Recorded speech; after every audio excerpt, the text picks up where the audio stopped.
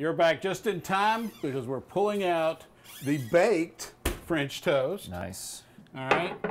And so from that, smushing that down, it's kind of risen up because it had a little baking powder in there too. I don't think I even mentioned that. And now you're going to actually sprinkle that over the top of that.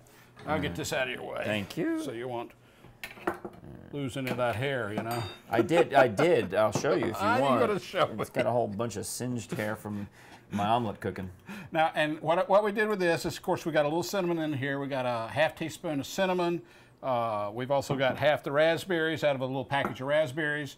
And we also have real maple syrup. That's nice. 3/4 of a cup. You got to pay a little extra for that. Oh, yeah. And I'm going to actually spoon a little bit of that over. Speaking of a spoon, I'm going to give me that fork or something. All right, I'm so going you to just kind of make it go through there? Yeah.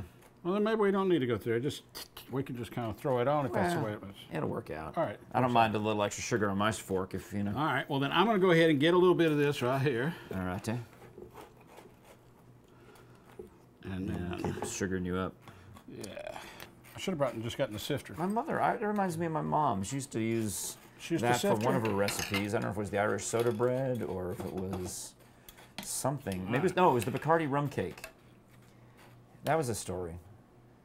Our family was, my dad did the publicity for Bacardi rum back in the day. Wow. And one day they screwed up the rum cakes, so we had to call the house to get my mom to make her some new Bacardi rum cakes for an advertising shoot. Right. Well, she wasn't home, so my sister, who was like 9 or 10 at the time, had to cook 2 Bacardi rum cakes. And then the courier came and picked them up and brought them down to Manhattan, and they were used for like 20, 30 years. They used them as their official portraits of the Bacardi rum cake. All right. That's your fork. This is my fork.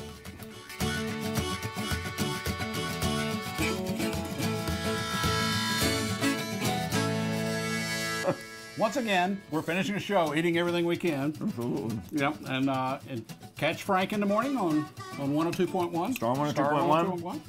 Einstein Simplified at the Square Room on Market Square. Yeah, and all that on frankmurphy.com. So all those things. And he's going to even get some of these shows up on YouTube, he says.